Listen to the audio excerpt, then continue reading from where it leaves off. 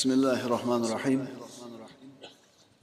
الحمد لله رب العالمين والصلاة والسلام على أشرف المرسلين وعلى آله وأصحابه أجمعين اللهم علمنا ما ينفعنا وانفعنا بما علمتنا وزدنا علما اللهم أرنا الحق حقا وارزقنا اتباعه وأرنا الباطل باطلا وارزقنا اجتنابه وجعلنا ممن يستمعون القول فيتبعون أحسنه وأدخلنا برحمتك في عبادك الصالحين أما بعد السلام عليكم ورحمة الله تعالى وبركاته Asmaul Husno silsila darslarimizdan navbatdagisi Alloh taoloning go'zal ismlaridan Al-A'la ismini o'qiyotgan edik. Bugun 3-darsimiz. Alloh azza va jalla Qur'onda marhamat qiladi. Sabbihisma robbikal a'la.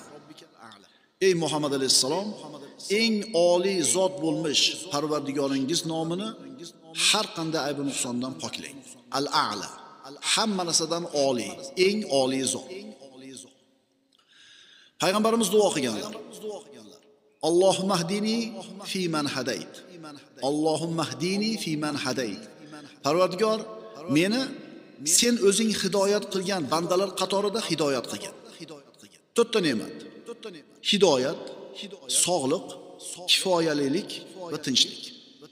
Mana shu to'ral ne'matni Alloh taolo qaysi bandani ustida jamlagan bo'lsa, shu bandasiga ne'matini to'liq qilib beribdi. Endi mana shu to'ral ne'matning ichida eng avvalgisi hidoyat turadi. Hidoyat degan ne'matni bir raqami bilan belgilaylik. Orqasidan sog'liqni 0 deb yozaylik. Demak, bir odamga Alloh hidoyat va sog'lik bergan bo'lsa 10 raqam. Endi buni yonboshiga kifoyalik, bir narsaga muhtoj bo'lmaslik degan ne'matni berdi. Uni ham bitta 0 deylik. 1, 2 ta 0, 100 bo'ldi. Endi Alloh taolo buning orqasidan tinchlik ne'matini berdi.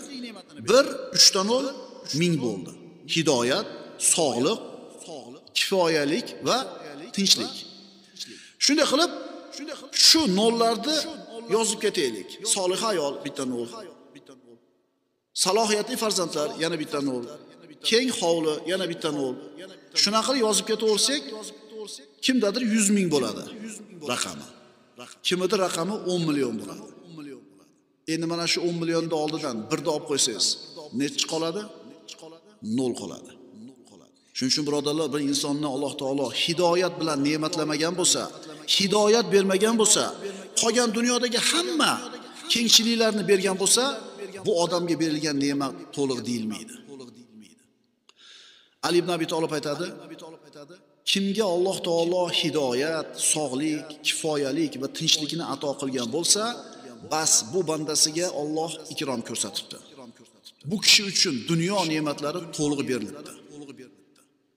Hidoyat, sog'lik, kifoyalilik, muhtoj bo'lmaslik va tinchlik.